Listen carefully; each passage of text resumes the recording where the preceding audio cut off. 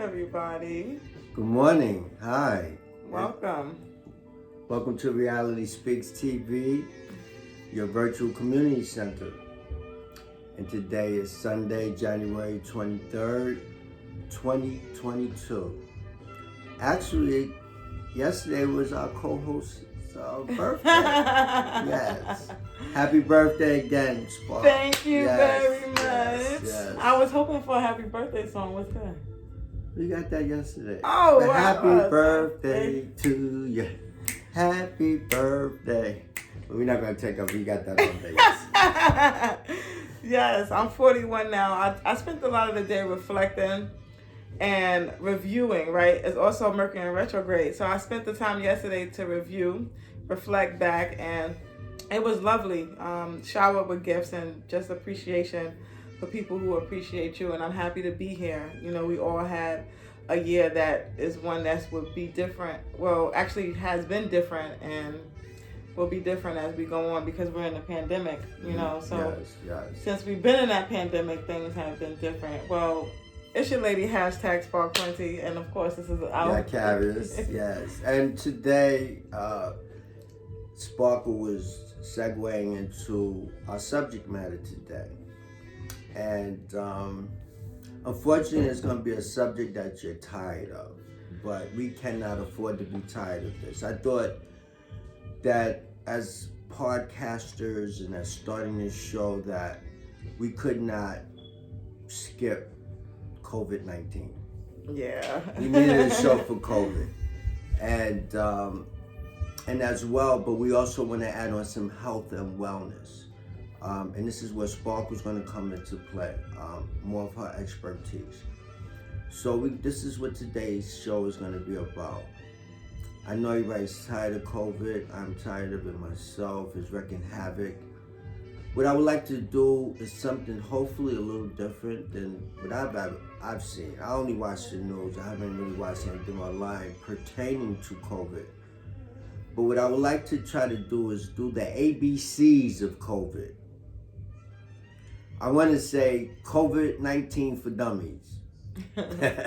And I'm the number one dummy. I had to do some research this morning, find out some information, want to pass it on. Just a little something, not nothing major, nothing that's going to give you a headache. We don't have to pull out no books or nothing like that. We just want to try to keep it simple. And so that's what the objective is today. Yeah. COVID. Do you have any more introductory thoughts before we get into this? Yes, I do. Yeah. Introductory. I just want to say hi to my Nigerian family. I got wind that you guys are watching. So hi to Nigeria. Assalamu alaikum. Akado. I think that's a good afternoon in Yoruba because I'm from the Yoruba tribe. Mm-hmm. So I think it's Akaso, Akado. Maybe one of my Nigerian friends can help me. I be bothering my dad all the time trying to teach me the Yoruba. I have to sit still long enough to learn, right? So I just wanted to say hi to my Nigerian family. I know you're watching, friends and family members. Thank you for watching all the way from Nigeria. Hi, Nigeria. Hi. I'm jealous, too. Sparkle has a connection in the motherland. How beautiful is that, you know? And how beautiful, at least I get to be a part of it in some way. London, too. Yeah, London, too. Okay. So before we go into the COVID, just let me say to those of you that are watching our videos and that intend to maybe share with others, we are in a building stage. And so you should see an improvement in our video already with the introduction and the ending. So now what we want to try to do is work on having you guys that want to comment online, and then we can address the comments. This is where we want to go. This is how you're going to give your input, and we need to work on that because we need your input.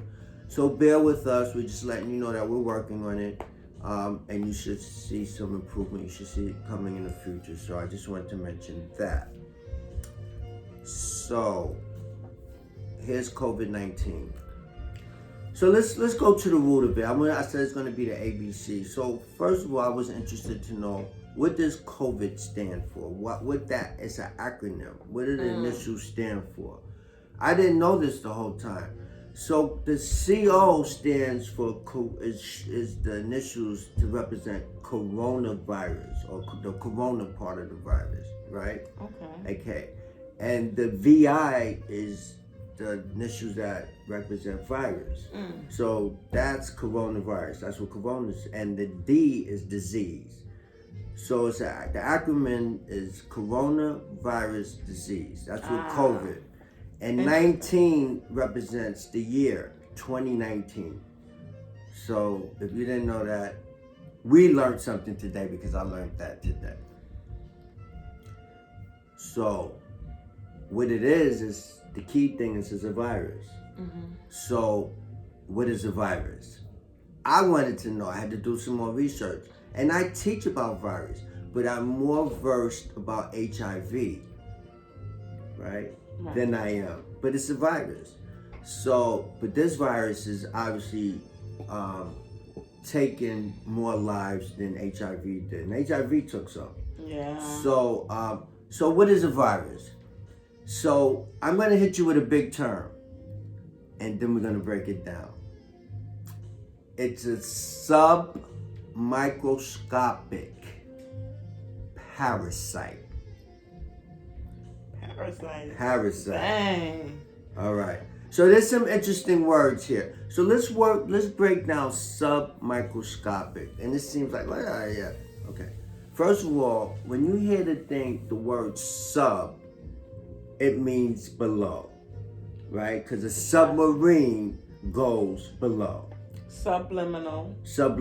Everything is hidden. That's right. So when you hear the word subprime lender, he's below the level of a bank, and he's going to charge you more interest. That's what the word subprime. They was doing the main thing was subprime mortgage lenders, because we had the crash several years ago. Anything sub is below. So in this case, it's below microscopic. What it means is that it can't be seen even by a light microscope. Wow. It can't be seen by a microscope. You put it in there and it can't be seen So it's submicroscopic. And it's a parasite. And we know that parasites is an organism that lives off of other organisms at their expense. That's the exact definition. And we see this in real life. Right? Yeah, we got some people. We see this in real life. So we're talking about a submicroscope that can't be seen, that eats off of other people at their expense and can't be seen. Wow. Can you imagine? That's the definition. And that's for like a street term type of definition. I broke it down so we can understand it from the street. That's what the virus is. That's how it's living. Right. And that's what it's doing when it enters our body. The other thing I need to tell you that's very important about a virus is that the only thing is that it needs a host. Means it needs a body. If it doesn't have a body, it can't function. It cannot do what it's built to do. It can't do what it's naturally capable of doing. And we know that's wreaking havoc because it breaks down everybody's immune system. That's what the virus does. It takes over, it replicates itself. That's the word. But the thing is, it needs a host or a body. And what it does is it finds blood cells to enter. And once it enters our blood cells, then it replicates itself. It starts getting stronger. It'll go out and start duplicating, replicating, it gets stronger and stronger. What happens is it takes over, it becomes the majority of your blood cells now, and you don't even have no strong blood cells to well, we're gonna let you go that. Wow. I'm sorry, that's part of the immune system thing, but that's how it's broken down. Yeah. So it replicates, so say if you got 1,000 blood cells, and he comes in and he takes over one, and then in a matter of a couple of weeks, he has 500. That's half of your immune system weakened right there. That's some serious all stuff. Right? And the problem is he comes out looking just like all the blood cells. Right. Because these are fighter blood cells. These T cells are your fighters. But they're not going to fight someone that they don't see as the enemy. Because he's replicating himself to look just like them, act just like them and everything. But he's just taking over. That virus is taking over. And by the time it's done, you're down to 200. You come from, supposed to have from 800 to about 1,500 of these T cells. And when you get down to where your immune system is twisted, you have 200. Wow. And that's when, well, that's in the virus terms anyway. Yeah. That's how they determine whether you have AIDS from the virus, from the HIV virus to the AIDS stage, by getting down to 200 or less T cells. That means your system is not doing, you can't fight a common cold. It's terrible, and the common cold could become because very I deadly. did hear that about like HIV and AIDS. They say that it's weakened your immune system, so not necessarily the disease that people pass away from or the virus. Right. It's more so the common cold or anything Yeah. like that, because the immune Yeah. system is already low.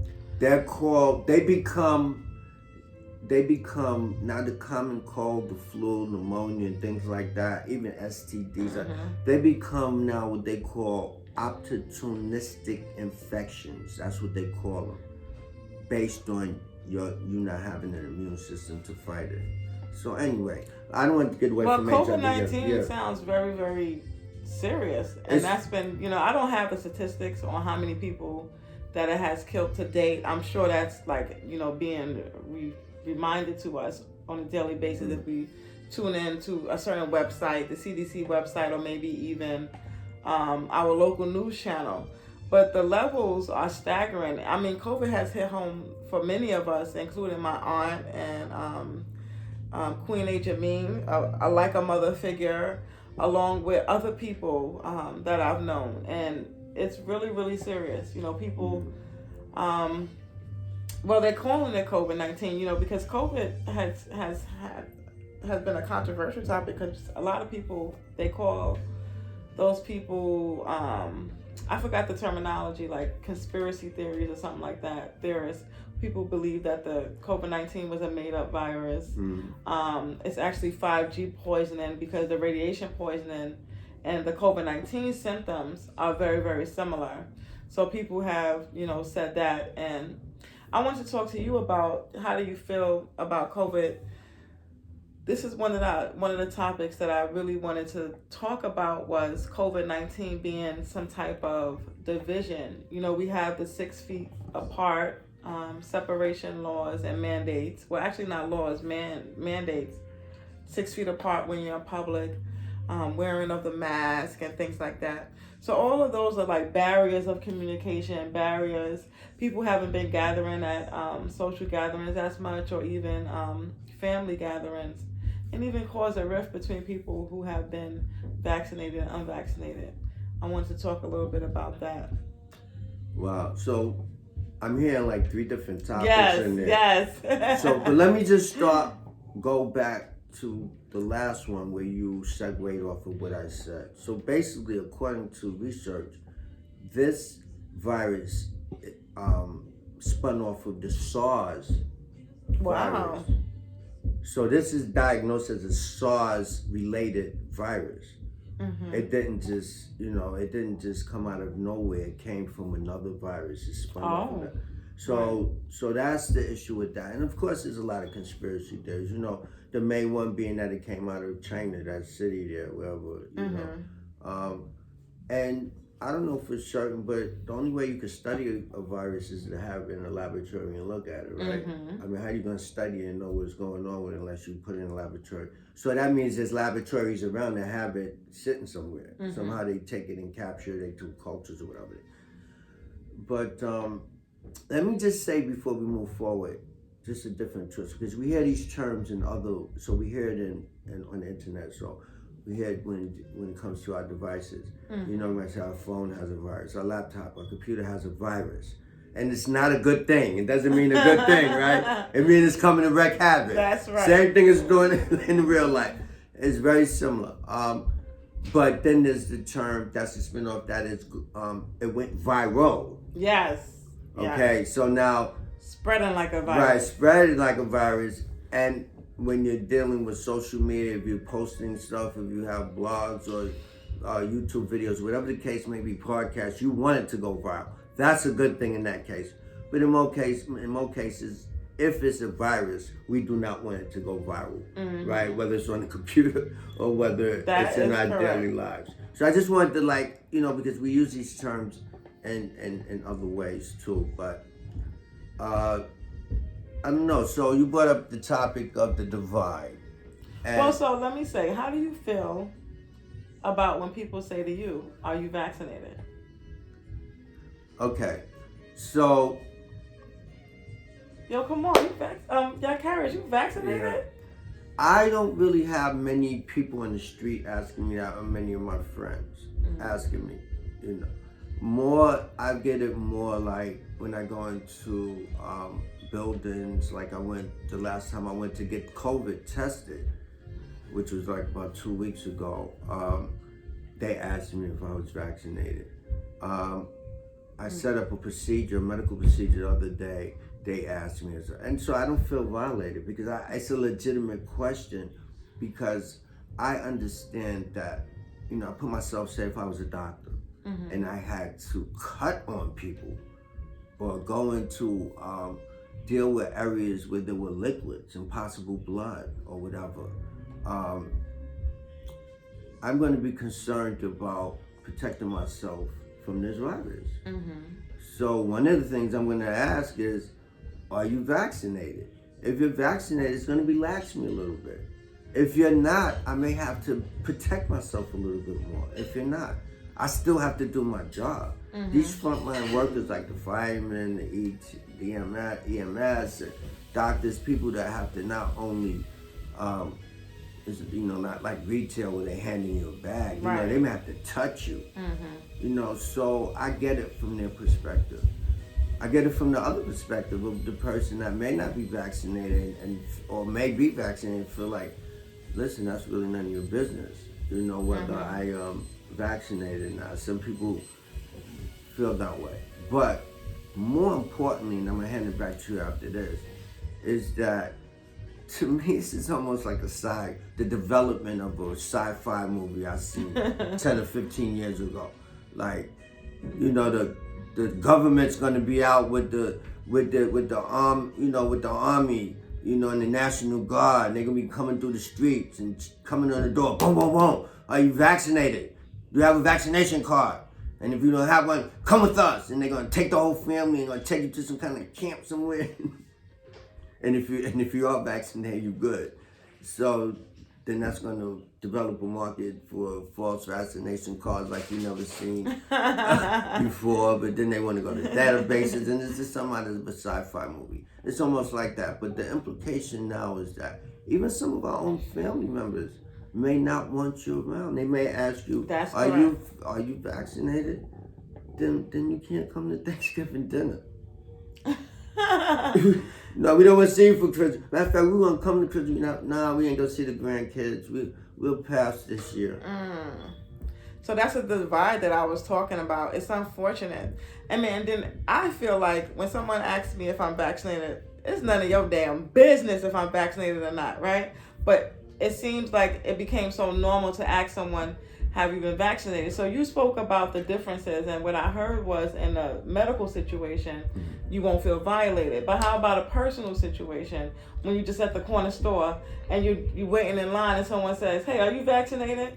That's what I mean. I feel like in a medical situation where you are receiving services from someone and they're asking you, all right, because I went into, as a resource just to, help with this, I went into HIPAAjournal.com, and according to HIPAAjournal.com, asking about vaccination would not violate HIPAA, because that's where I was at the beginning. I felt like people asking me, not people who are medically related, these are just Jane and John Doe strangers, or people who are semi-strangers, maybe neighbors, hey, are you vaccinated? And I feel like that's a way to kind of discriminate or be prejudiced in a way. Because a lot of people are offended when you tell them that you're not vaccinated, and it can cause more separation. And some people are, if they didn't get vaccinated, they feel like they have an ally. Someone else is also vaccinated. But when I went to HIPAAjournal.com, they were talking about vaccination does not violate HIPAA, but it is possible. Like if it was more of an employer situation. So if you're applying for a job, it does not violate HIPAA if they ask you. What may violate HIPAA is if they ask you, why are you not vaccinated, if you say no. That may be too much. And so I guess the question to people, leave in the comments, I'm interested.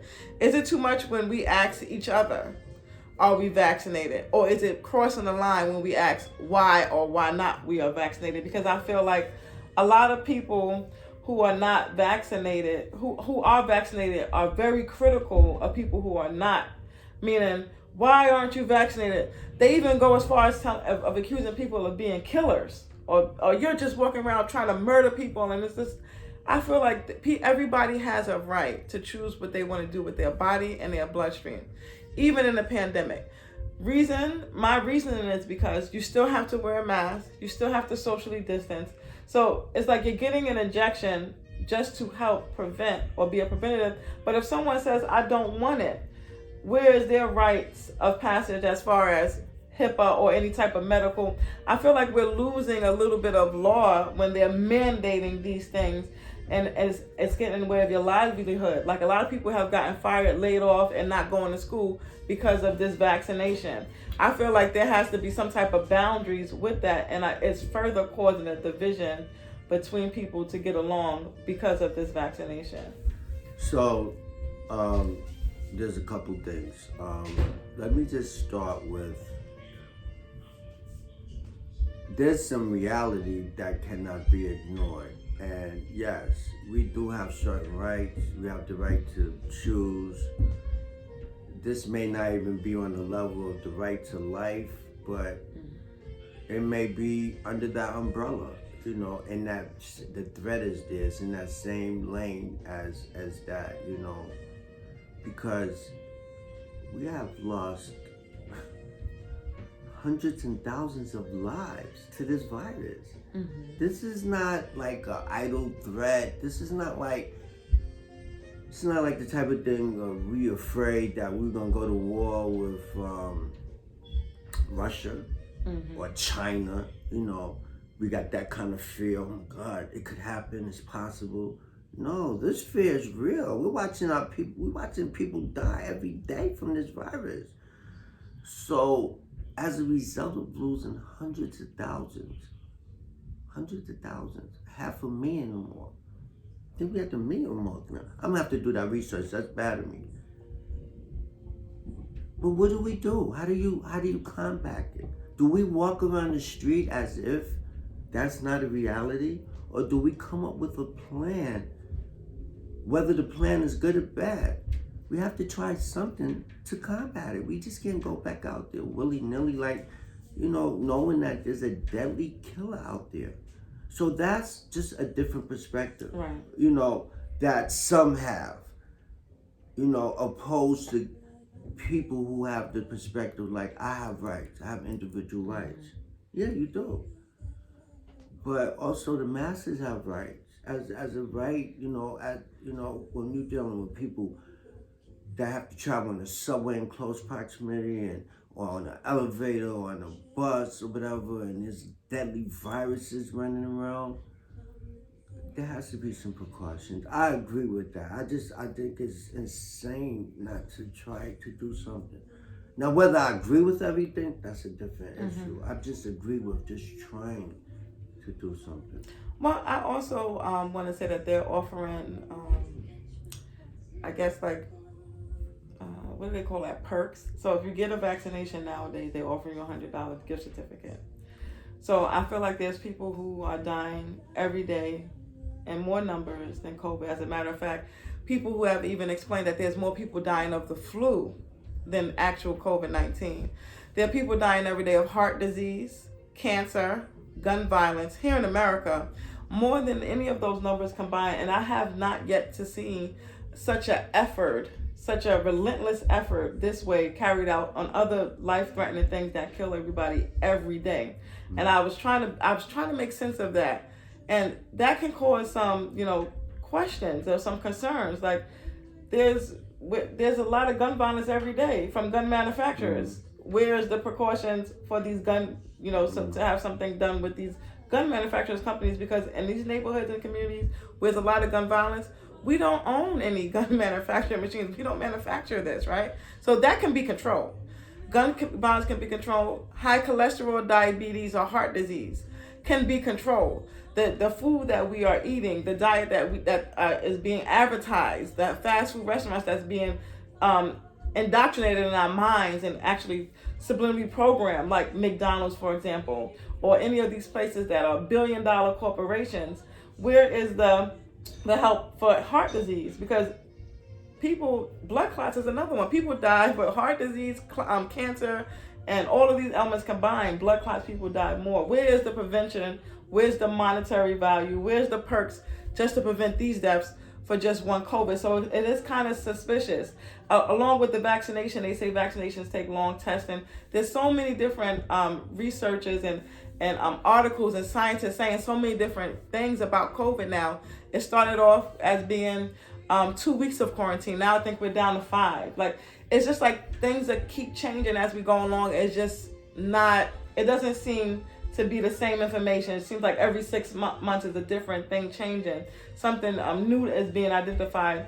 And it just makes you wonder. It's not as concrete as things that you know, that are very convincing. So it's a little, it seems unstable. It seems really unstable, you know. So before we segue into the other part of our show, let me just respond with playing devil's advocate with a different perspective than you have, or the one that you presented anyway. I don't know if it's yours, Right. but I know that people do have that perspective, you know, of conspiracy theory. And so if we have that perspective, then everything that we look at, COVID-19 related, vaccine related, is going to be linked to that, because then the virus is suspect, the vaccine is suspect. You want why this, you know, because it's going to link up with the conspiracy theory. But if we come outside that conspiracy theory way of thinking for a minute and look at it from how much havoc this virus has made in this country and around the world, but we're just going to focus on this country. The havoc, people staying home, DMV, federal government are shutting down. Nobody even working. You can't even get nothing done for months. That's also unstable. Okay, Yeah, now hold on. I'm just saying, okay, this is a different perspective from the conspiracy. I'm looking at what actually happened. Let me hold on. You know, I just want to say that conspiracy. Of course, you can finish, but I just want to say that conspiracy theories is a little bit offensive. People like to say offensive. It can offend someone. Okay. Because people who challenge the normal way of being, like just walk this way, talk this way, society, the person that challenges that is being labeled as a conspiracy theorist, and I think that's unfair, because all information is subject to be wrong. We Google and look up things, but the author of these things could possibly be wrong on every aspect. The opposing and the promoting too. Like the person that's on the opposing side of things could be wrong, and the person that's in favor of the information could be wrong too. Okay. Well, I don't mean to offend anybody by saying conspiracy theories. Yeah, they like to bubble that up. What that means for me is that the person is presenting a theory, because that word is in there, right? Of conspiracy. And and the reason why the label comes is because there's no proof being presented. Okay, that's why it's always a theory. That's debatable.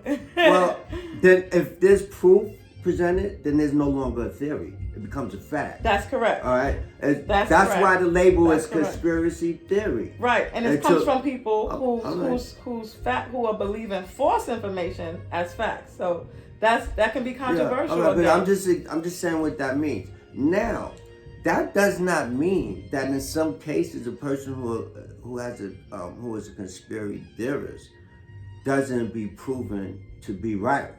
That happens sometimes. Like a person might be crying conspiracy for a long time and then come along with the proof. Mm-hmm. Okay, now it's not a theory no more. Now he's proving it. All right, but that's what I mean. It doesn't mean to offend anyone. It just means for me, when I hear it, if I don't hear no proof, it's a theory. That's all I'm saying. Right. It's simple. It's not to be personal. Do and not you to think be that taken it's possible personal. that the CDC can be having a theory too?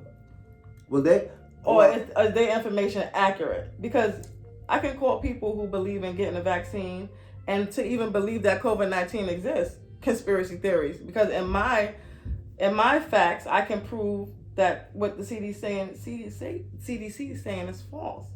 You know, so it's one of those debatable things, though, right? So, it's like what does the masses believe? Because usually the masses believe, then we just go with the masses. Okay. So first of all, let me answer your question. First of all, I have not heard anyone present any facts to contradict the CDC. I've only had people present theories. Please, I would like to read that. Am I wrong? Somebody tell me. I'm going to put my email up. Please give me this information. But the thing that separates the CDC is not that they're special or anything, but what's unique about them opposed to, say, me, right? They have a laboratory, they have scientists, they're doing tests. All right. Now, whether we agree with the test or we saying the test is right or wrong, or they doing the right or wrong test,